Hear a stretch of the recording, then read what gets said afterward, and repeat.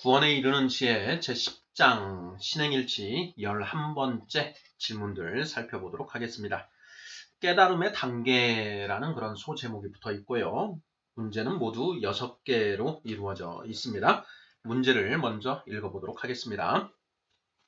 깨달음에는 3가지 단계가 있습니다. 문해, 사해, 수해가 바로 그것입니다. 성경은 1번 성경은 믿음이 무엇에서 난다고 하나요? 로마서 10장 17절. 2번 문제. 복음을 들은 사람 중에 복음을 받아들이는 사람이 있고 그렇지 않은 사람이 있습니다. 복음을 듣고 받아들이는 것은 위 3가지 중 어느 것에 해당할까요? 3번. 흔히 지적인 동의만으로는 안 된다고 말하면서 확신의 단계로 나아가야 한다고 합니다.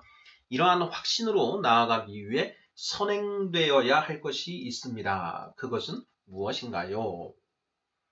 4번. 이성을 가진 인간은 머리로 납득이 되지 않는 한 결코 순종할 수 없습니다. 하나님의 말씀은 인간의 이성만으로는 결코 이해할 수 없습니다. 그래서 하나님이 예수 그리스도를 믿은 자들에게 무엇을 주시나요? 고린도전서 2장 12절, 잠언 1장 23절. 5번. 성령님의 조명하심으로 비로소 하나님의 말씀이 마음으로 깨달아지게 됩니다. 이것은 위 3가지 중 무엇에 해당하나요? 6번.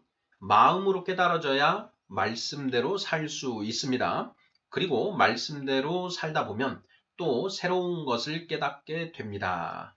나아가 말씀이 정말 옳다는 것을 알게 됩니다. 이러한 이처럼 실천을 통해 깨닫는 것을 무엇이라고 하나요? 자, 이렇게 해서 모두 6개의 질문으로 이루어져 있습니다.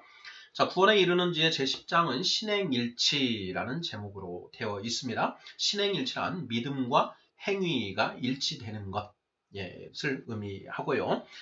믿음을 실천하는 것, 실천이라고 이렇게 이제 생각하면 되겠는데요. 이 믿음을 실천함으로써, 행위로 나아감으로써 우리가 또 깨달음을 얻게 되는데 이와 관련해서 그 깨달음의 단계에 대해서 알아보고자 합니다. 깨달음에는 3가지 단계가 있습니다. 문해, 사해, 수해가 바로 그것입니다. 자, 이 표현을 우리 성도님들께서 들어보신 적이 있는지요? 자, 들을 문자에다가 지혜 해자를 써서 문해라고 하고요. 생각할 사자에다가 지혜 해자를 써서 사해라고 이렇게 표현을 합니다. 그리고 수해는 닦을 숫자에 지혜 해자를 쓰고 있습니다. 그래서 문해, 사해, 수해 이렇게 표현을 하는데요. 이것이 바로 깨달음의 단계와 관련이 있다라는 것입니다. 자, 문해, 사해, 수해. 자, 문해는 들어서 아는 것. 생전 처음 어떤 말을 들어봤습니다. 아니면 과거에 들었던 적이 있는데 잘 모르고 있던 것을 누군가가 나에게 설명을 해줘서 그 이야기를 해줘서 그걸 듣다 보니 고개가 끄덕끄덕해집니다. 자, 이렇게 들어서 깨닫게 되는 것, 이것을 문해라고 이야기하고요. 사해라는 것은 자, 어떤 얘기를 내가 들었는데 그것을 정말 이해가 잘 안 되고 해서 깊이 생각을 해봅니다. 이것저것 연구도 많이 하고 그래서 연구와 깊은 묵상을 통해서 이게 이런 뜻이구나 하고 깨닫게 되는 것이 바로 사해입니다. 사해. 자, 그리고 마지막으로 이 수해라는 것은 자, 이제 어떤 말씀을 우리가 실천으로 해보는 것이죠. 그 말씀대로 살아보는 겁니다. 그런데 그 말씀대로 살아보다 보니까 정말 그 말씀이 이렇게 네가 하면 이렇게 될 것이다 라고 했는데 정말 그렇게 된다. 내가 봤을 때는 정말 저렇게 안 될 것 같은데 말씀대로 살아봤더니 정말 그런 결과가 나오더라. 이렇게 실제 몸으로 해봄으로써 깨닫게 되는 것. 이것을 이제 수해라고 이렇게 표현하고 있습니다. 1번부터 답을 한번 찾아보도록 하겠습니다. 1번. 성경은 믿음이 무엇에서 난다고 하나요? 자, 믿음은 무엇에서 난다라고 성경이 말씀하고 있습니까? 관주는 로마서 10장 17절입니다. 자, 로마서 10장 17절을 읽어보도록 하겠습니다. 그러므로 믿음은 들음에서 나며 들음은 그리스도의 말씀으로 말미암았느니라. 이렇게 되어 있습니다. 자, 이 말씀에 정답이 있죠. 자, 믿음은 무엇에서 난다? 들음에서 난다라는 것입니다. 자, 이 들음, 무엇을 듣는 것이냐? 하나님의 말씀을 듣는 것이죠. 자, 하나님의 말씀을 듣고 믿음이 생겨난다라는 것이죠. 어떤 믿음이요? 하나님에 대한 믿음이 생겨난다라는 것입니다. 그래서 자, 성경은 믿음이 무엇에서 난다고 하나요? 바로 그 들음에서 난다. 이렇게 표현을 하고 있습니다. 2번 문제 보겠습니다. 자, 복음을 들은 사람 중에 복음을 받아들이는 사람이 있고 받아들이지 않는 사람이 있습니다. 자, 복음을 듣고 받아들이는 것은 위 세 가지 중 어느 것에 해당할까요? 이렇게 질문을 했습니다.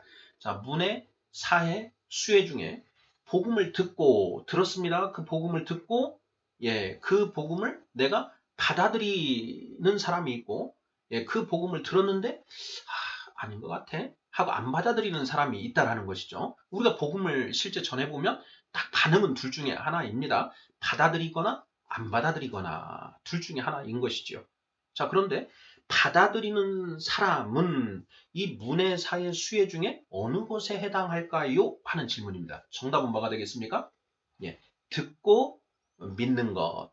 듣고 고개가 끄덕끄덕해진 거예요. 공감이 갔다라는 것이죠. 그래서 듣고 깨달음이 있어서 믿은 것이죠. 그래서 이러한 것은 문해라고 할 수 있다. 그래서 2번 답은 문해로 하면 맞을 것 같고요. 3번 보겠습니다. 자, 흔히 지적인 동의만으로는 안 된다. 이런 말을 우리가 많이 들어봤죠. 지적인 동의가 아니다. 우리 믿음, 신앙은, 우리의 신앙은 지적인 동의가 아닙니다. 라는 이야기를 많은 목사님들이 강단에서 하십니다. 자, 흔히 지적인 동의만으로는 안 된다고 말하면서 확신의 단계로 나아가야 한다라고 합니다. 자, 이러한 확신으로 나아가기 위해 선행되어야 할 것이 있습니다. 그것은 무엇인가요? 이렇게 질문을 했습니다. 자, 정답은 무엇인가요? 자, 들어서 듣고 내가 그거 맞네 하고 맞네 하는 것이 이제 지적인 동의입니다. 듣고 깨달아진 거예요. 지적인 동의인데 자, 우리의 이 신앙은 단순히 이 지적인 동의에 멈춰서는 안 되고 확신의 단계로 나아가야 된다. 이렇게 말을 하지요. 자, 그런데 그 확신으로 가야 된다는 거 우리도 압니다. 그렇죠. 자, 우리 성도님들도 내가 이걸 지적인 동의에 그치는 게 아니라 내가 정말 이 말씀에 정말 목숨을 걸 수 있을 만한 그런 확신이 있어야 된다는 걸 알지요. 자, 그래서 확신을 가지고자 합니다. 자, 그런데 확신이 안 생기죠. 문제는 확신이 안 생긴다는 데 있는 것입니다. 그런데 이 확신으로 나아가기 위해서는 반드시 선행되어야 하는 것이 있다는 겁니다. 이것이 있어야 확신으로 나아갈 수 있다. 이걸 이제 그것이 무엇인가 하는 그런 질문입니다. 자, 우리 성도님들께서는 자, 확신으로 나아가기 위해서 필요한 것이 무엇이라고 답하시겠습니까? 이걸 알아야 됩니다. 이것을 모르면 아무리 확신을 가져라, 구원의 확신을 가져야 된다. 백날 얘기해도 안 생기는 걸 어떻게 하냐는 얘기죠. 그 확신이 안 생기는 겁니다. 그리고 우리가 뭐뭐 해야 한다라고 하는 그 당위, 이 당위를 가지고 변화가 생기질 않습니다. 구원의 확신은 생기는 거예요. 생기는 것. 내가 구원의 확신을 가지려고 해서 가져지는 게 아니다라는 것이죠. 제가 2007년도에 세례를 받았습니다. 2007년도에 세례를 받기 전에 아직 한번 믿어보자. 응? 예수님 한번 믿어보자. 내가 한다면 하는 사람인데 그걸 못하겠느냐? 하고 그때 열심히 학습했고요. 그리고 이 내 마음에서 우러나오는 어떤 그런 것으로 그 예수 그리스도를 믿는다. 라고 저를 강제를 했습니다. 그리고 세례를 받았습니다. 자, 그래서 세례를 받고 한동안 교회 생활을 열심히 해봤습니다. 그런데 6개월 정도 탁 지나고 나니까 도저히 더 못하겠더라고요. 예. 이 믿음이라는 게 내가 가지려고 한다고 해서 어떤 그 확신이라는 게 생겨지는 게 아니더라라는 것이죠. 자, 흔히 지적인 동의만으로는 안 된다고 말하면서 확신의 단계로 나아가야 한다고 합니다. 자, 이러한 확신으로 나아가기 위해 선행되어야 할 것이 있습니다. 그것은 무엇인가요? 자, 무엇인가요? 자, 제가 생각하는 답은 확실한 이해, 납득입니다. 납득. 확실한 이해가 먼저 선행이 되어야 된다. 우리가 복음을 들었습니다. 자, 그 복음을 듣고 저거 맞는 말 같다. 라는 그런 지적인 동의가 이루어지죠. 자, 그런데 그거 상태에서는 더 이상 확신으로 가지는 않습니다. 그 지적인 동의가 확신으로 바로 이어지질 않는다라는 것이죠. 이 확신으로 가기 위해서는 무엇이냐? 정말 그러네. 저 말이 진짜 맞네. 라고 하는 완전한 이해가 이루어져야 된다라는 것입니다. 그 말이 납득이 되어져야 된다는 것이죠. 우리가 복음을 전한다라고 했을 때 복음을 전하는 건 딴 게 없습니다. 자, 예수님이 우리를 위해서 우리 죄를 대신 지시고 십자가에서 죽으셨습니다. 그 예수를 믿으면 우리가 지금까지 지었던 그런 모든 죄를 사함받을 수 있고 구원받을 수 있습니다. 라고 하는 이 말을 전하는 것이죠. 예. 자, 이 말을 듣고 받아들이는 사람이 있고 안 받아들이는 사람이 있습니다. 안 받아들이는 사람은 아니 저게 무슨 되도 않는 얘기야 하는 이런 지적인 동의조차 안 되는 것이죠.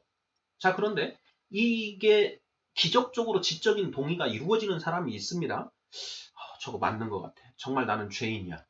내가 정말 나의 삶을 보면 정말 고통으로 허덕여져 있고 이 죄로 점철되어 있어. 이걸 인정하고 그래 예수님을 내가 믿고 구원받자. 구원받아야 돼. 라고 이렇게 받아들이는 사람이 있다라는 것이죠. 예. 그런데 그렇게 지적인 동의 그 정도 수준에서 끝나는 게 아니다라는 것입니다. 바로 예수님이 그리스도이시다라고 하는 것이 확신이 생겨야 되고 그 확신에 자기 목숨을 걸 정도의 그 확신이 생겨야 된다라는 것이죠. 그런데 그 확신이 이 지적인 동의에서 바로 확신으로 가지를 않는다. 예. 언제 그러면 그 확신이 생겨나느냐? 바로 그 예수 그리스도라고 하는 그 6글자, 그 6글자가 완전히 이해가 됐을 때, 그것이 납득이 되었을 때 비로소 확신을 가질 수 있다라는 것이죠. 자, 우리가 1:1 제자 양육을 할 때 구원의 확신, 예수님에 대한 4번의 만남을 하고 그리고 묵상을 한 다음에 그 다음에 일과로 이제 1과부터 10과까지 하게 되는데 처음 하는 부분이 바로 구원의 확신입니다. 그래서 내가 구원의 확신이 있는가 없는가 이것부터 이제 점검을 하면서 1:1 제자 양육이 시작되지 않습니까? 그만큼 이 구원의 확신이 중요한 것인데 그 구원의 확신이 어떻게 생겨나느냐? 예수님이 왜 그리스도이신지에 대해서 내가 완전히 이해가 올바른 이해가 선행되고 그 이해를 통해서 납득이 됐을 때 구원의 확신으로 넘어갈 수 있다라는 것입니다. 그래서 사실 우리가 1:1 제자 양육을 할 때 구원의 확신이 없는 그런 동반자들이 있습니다. 그러면 사실은 그 동반자들에게 예수 그리스도를 다시 공부를 해야 됩니다. 그래서 예수님이 누구시고 예수님이 무슨 일을 하셨고 그리고 그 예수님이 나와 어떤 관계가 있는지 그리고 그 예수를 왜 믿어야만 되는지 하는 그 부분을 다시 철저하게 점검을 해야만 구원의 확신이 생겨난다라는 것이죠. 그 구원의 확신이 생겨나야 비로소 그 다음 단계에 이제 하나님의 속성, 성경, 말씀, 기도, 전도 하는 이 부분들 다음 단계의 그 공부가 효과를 발휘하는 것이지 구원의 확신이 없는 상태에서 그 부분을 하는 것은 어떻게 보면 선행학습, 그거에 불과하다라는 것이죠. 3번, 흔히 지적인 동의만으로는 안 된다고 말하면서 확신의 단계로 나아가야 한다고 합니다. 이러한 확신으로 나아가기 위해 선행되어야 할 것이 있습니다. 그것은 무엇인가요? 자, 정답은 확실한 이해 또는 납득이다라는 것입니다. 4번 문제입니다. 자, 이성을 가진 인간은 머리로 납득이 되지 않는 한 결코 순종할 수 없습니다. 하나님의 말씀은 인간의 이성만으로는 결코 이해할 수 없습니다. 그래서 하나님이 예수 그리스도를 믿은 자들에게 무엇을 주시나요? 고린도전서 2장 12절, 잠언 1장 23절 되어 있습니다. 정답은 네, 성령이죠. 먼저 정답을 보겠습니다. 자, 고린도전서 2장 12절. 우리가 세상의 영을 받지 아니하고 오직 하나님으로부터 온 영을 받았으니 이는 우리로 하여금 하나님께서 우리에게 은혜로 주신 것들을 알게 하려 하심이라. 이렇게 되어 있습니다. 하나님이 우리에게 은혜로 주신 것들이 무엇입니까? 네, 무엇인지 답을 찾아보겠습니다. 자, 고린도전서 2장 12절과 짝을 이루고 있는 구약의 말씀은 잠언 1장 23절이라고 했습니다. 읽어보겠습니다. 나의 책망을 듣고 돌이키라. 내가 나의 영을 너희에게 부어주며 내 말을 너희에게 보이리라. 이렇게 되어 있습니다. 내 말을 너희에게 보이리라.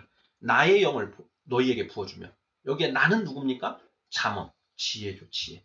하나님이 우리를 위해 예비하신 정직한 자들을 위하여 예비하신 완전한 지혜, 바로 그 지혜가 잠언의 주인공이죠. 그 지혜가 곧 하나님의 지혜가 곧 예수님이시죠. 성부, 성자, 하나님, 성자 하나님, 하나님의 말씀이시다라는 것입니다. 나의 책망을 듣고 돌이키라. 지혜의 책망을 듣고 돌이키라. 회개하라 라는 얘기죠. 내가 나의 영을, 지혜의 영을 너희에게 부어주며 내 말을, 지혜의 말씀을 너희에게 보이리라. 성령의 조명하심이죠. 자, 성령님이 우리의 이 전두엽으로 오신다고 했습니다. 자, 이 전두엽에서 자, 성령의 빛을 비춰주시죠. 그러면 성령의 빛을 어디에 비춰주시느냐? 바로 우리 성경 말씀에 그 빛을 비춰주시고 그 빛이 비춰지심으로 인해서 그 말씀의 영적인 의미가 비로소 우리 눈에 보이게 된다라는 것이죠. 이게 바로 성령의 조명하심입니다. 자, 그런데 무엇을 보여주신다고 하느냐? 내 말을 너희에게 보이리라. 곧 말씀이죠. 이것이 말씀이 곧 고린도전서 2장 12절에 하나님이 우리에게 은혜로 주신 것들이라는 것이죠. 예. 짝귀입니다. 짝귀. 짝을 이루고 있는 구, 짝구. 예. 그 하나님이 우리에게 은혜로 주신 것들을 무엇을 통해 알 수 있느냐? 성령을 통해서 알 수 있다라는 것이죠. 구약시대에 이스라엘 백성들에게 모세를 통해서 하나님이 말씀을 주셨습니다. 그 주신 말씀이 무엇인가? 바로 율법이죠. 그런데 성령은 아직 안 주셨습니다. 그러니까 성령을 주시지 않았기 때문에 이스라엘 백성들이, 유대인들이 아무리 그 율법을 봐도 그 율법에 흐르고 있는 그 정작 율법의 중한 바, 믿음과 의와 신은 깨닫지 못한다라는 것이죠. 예수님이 마태복음 23장 23절에서 화 있을진저 너희 바리새인과 서기관들아 너희가 박하와 근체와 회양에 11조는 들이되 정작 중한 바 율법의 그 의와 신과 긍휼은 버렸도다. 이렇게 말씀을 하시지 않습니까? 왜 그걸 버리는가? 깨닫지 못하는가? 바로 성령이 없기 때문에 깨닫지 못한다라는 것이죠. 그런데 예수님이 이 땅에 오셔서 십자가에 죽으시고 비로소 이 성령 시대를 열어주셨습니다. 그래서 예수 그리스도를 고백하고 예수님의 이름으로 세례를 받은 자들에게는 성령의 선물을 주신다라는 것이죠. 그 성령의 선물을 우리가 받음으로써 비로소 그 성령님의 조명하심 속에 하나님의 말씀을 성경 66권 말씀을 온전히 깨달아 갈 수 있게 된다라는 그런 말씀이신 것이지요. 자, 4번 문제 다시 읽어보겠습니다. 자, 이성을 가진 인간은 머리로 납득이 되지 않는 한 결코 순종할 수 없습니다. 첫 번째 문장인데요. 자, 이 문장이 맞는가 틀리는가 우리 여러 번 살펴봤습니다. 자, 우리 인간은 이성을 가지고 있습니다. 자, 이성을 가진 인간은 머리로 납득이 되어야만 할 수 있습니다. 기꺼이 할 수 있습니다. 머리로 납득이 되지 않는데 누군가가 하라고 한다. 그러면 아닌데 하면서 억지로 하게 되죠. 억지로 하는 거 억종이라고 했습니다. 또는 내가 도저히 납득이 안 되면 절대로 안 하는 것이 인간 존재입니다. 예, 불순종이죠. 예.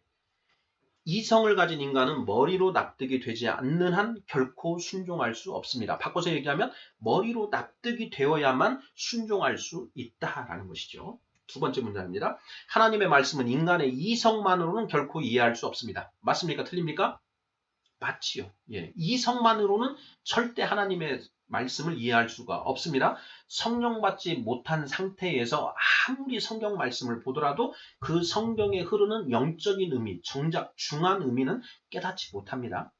그 성경 말씀이 워낙 능력의 말씀이기 때문에 성령을 받지 않더라도 교훈을 얻을 수 있습니다. 그런데 그것밖에 못 얻습니다. 영적인 의미는 알 수가 없다라는 것이죠. 두 번째 문장도 맞습니다. 그래서 하나님이 예수 그리스도를 믿은 자들에게 무엇을 주시나요? 성령을 주셨다. 라는 것이죠. 5번 문제 보겠습니다. 성령님의 조명하심으로 비로소 하나님의 말씀이 마음으로 깨달아지게 됩니다. 이것은 위 세 가지 중 무엇에 해당하나요? 문의, 사해, 수해 중에 자, 성령님의 조명하심으로 하나님의 말씀의 영적인 의미가 깨달아지게 된다. 이것을 문의, 사해, 수해 중 무엇이라고 하느냐? 바로 사해에 해당하는 것이죠. 사해. 우리가 깊이 생각해서 깨닫는 것. 성령님의 조명하심 하에 깊이 생각함으로써 깨닫는 것. 이것이 바로 묵상입니다. 묵상. 메디테이션. 예. 묵상. 우리가 묵상한다 그러지요. 묵상이 딴 게 아닙니다. 성경 말씀, 하나님의 이 그 성경책에 기록된 그 하나님의 말씀이 도대체 이게 무슨 뜻으로 하신 말씀인가? 이것의 영적인 의미를 찾아 들어가는 과정이 바로 묵상이라는 것이죠. 그래서 그 묵상에 올바른 답을 얻기 위해서는 반드시 성령님의 조명하심이 있어야 된다라고 했습니다. 그래서 구하라, 찾으라, 두드리라. 무엇을 구하느냐? 하물며 세상의 아비들도 자식에게는 좋은 것을 줄 알거든. 예, 알거든. 뱀을 주겠느냐? 이래 하시면서 하나님이 너희에게 구하는 자에게 성령을 주시지 않겠느냐? 이렇게 말씀을 하시죠. 누가복음 11장 13절로 기억을 합니다. 11장 13절. 구하는 자에게 성령을 주시지 않겠느냐? 성령을 구하고. 그래서 성령을 주셨습니다. 그럼 내 안에 성령님이 계시죠? 그러면 그 성령님을 찾아야 됩니다. 찾으라. 성령을 찾으라.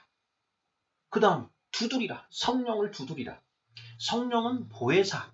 예, 우리에게 과외 선생님하고 똑같습니다. 선생님, 이 성경에 기록된 이 말씀의 의미가 도대체 무엇인가요? 하고 묻는 것. 이것이 바로 두드리는 것이죠. 그렇게 두드리면 성령님이 가르쳐 주신다라는 것입니다. 그래서 구하라, 찾으라, 두드리라. 무엇을? 성령을 구하라, 성령을 찾으라, 성령을 두드리라. 그래서 어떻게 되라? 하나님의 말씀의 영적인 의미를 깨닫게 되는 것이다 라는 것이죠. 자, 이렇게 깨닫는 것을 무엇이라고 하느냐? 사해라고 한다라는 얘기입니다. 6번. 마음으로 깨달아져야 말씀대로 살 수 있습니다. 그리고 말씀대로 살다 보면 또 새로운 것을 깨닫게 됩니다. 나아가 말씀이 정말 옳다는 것을 알게 됩니다.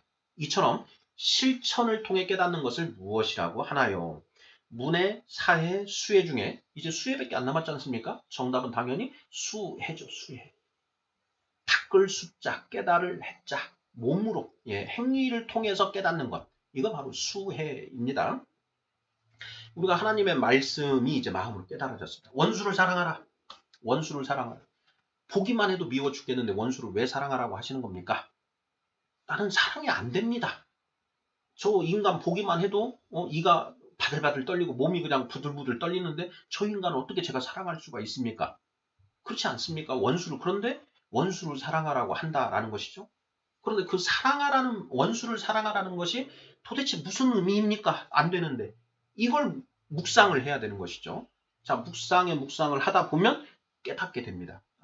거기에서 말하는 사랑이라는 것은 불쌍히 여기라는 말씀이구나 라는 걸 깨닫게 되죠. 하나님의 사랑의 본질은 긍휼, 긍휼입니다. compassion. 하나님의 사랑, 하나님의 그 마음으로 그 원수를 사단의 종로로 하고 나를 해코지 하는 저 원수를 불쌍히 여기라라는 것이죠. 불쌍히 여기라. 그러면 원수를 불쌍히 여기라는 말씀이구나. 그러면 내가 저 인간을 내가 가서 끌어안고 뽀뽀는 못 해줘. 당연히 안 되죠. 원수인데. 그런데 불쌍히 여기라는 말씀이시구나. 그래서 원수에게 떡을 주고 원수가 목마를 때 물을 주라고 하시는 거구나. 이거는 우리가 할 수 있다는 것이죠. 불쌍히 여길 수 있지 않습니까? 이게 깨달아지면 그 말씀대로 할 수가 있는 거예요. 원수를 불쌍히 여기라. 원수가 원수에게 떡 하나 더 주고 가능해진다는 것이죠. 마음으로 깨달아져야 말씀대로 살 수 있습니다. 그 예를 들어본 것입니다. 그리고 말씀대로 살다 보면 또 새로운 것을 깨닫게 됩니다. 내가 그 원수를 불쌍히 여기고 그렇게 베풀었더니 그 원수와 나 사이에 그 가로막고 있던 철천지 왼수의 그 벽이 그게 허물어지고 이 원수에게도 복음이 들어가고 심지어 성령을 받음으로써 같은 하나님 안에서 말씀 안에서 형제가 되는 그것을 경험하게 된다는 것이죠. 잠언인가요? 잠언에 하나님을 경외하는 자에게는 하나님이 원수도 화평하게 만들어 주신다 하는 말씀이 있지요. 그 일들이 일어난다는 것을 깨닫게 된다라는 것입니다. 그래서 결국 어떻게 되느냐? 와, 역시 하나님의 말씀은 절대적으로 옳구나라는 것을 깨닫게 된다라는 것이죠. 자, 이처럼 실천을 통해 깨닫는 것을 무엇이라고 하는가? 수혜라고 한다라는 것입니다. 자, 이렇게 해서 1번부터 6번까지 살펴보았습니다. 구원에 이르는 지에 제10장 신행일치 11번째 깨달음의 단계라는 소제목 하에 문해, 사해, 수해에 대해서 우리가 공부를 해봤습니다. 믿음은 들음에서 납니다. 자, 듣고 거기에 맞는 얘기네. 진짜 그러네. 나는 왜 저걸 몰랐지? 하면서 동의가 되는 것. 이게 바로 문해, 들어서 깨닫는 것. 자, 그런데 그 들어서 깨닫는 것이 이제 정말 그런가? 왜 저렇게 되는 것이지? 하고 깊이 말씀을 연구하고 묵상해서 이래서 이렇게 되는 거구나. 이 말씀의 참뜻은 이것이구나 하는 걸 알게 되는 것. 이것이 바로 사해입니다. 사해. 그리고 이제 깨달은 그 말씀대로 깨달아졌으니까 하지 말라고 해도 그렇게 사라집니다. 사라지는 거죠. 그렇게 살아보면서 또 다른 깨달음, 더 큰 깨달음이 얻어지더라. 그것이 바로 수해다라는 것입니다. 문해, 사해, 수해. 이건 이제 동양에서 불가나 육아에서 많이 그렇게 쓰는 그런 표현인데 이 표현을 우리 기독교에서 성경에서 접목해서도 충분히 그 용어의 일에 불과하기 때문에 우리가 말씀에 붙여서 적용해서 이해를 해봤습니다. 아멘.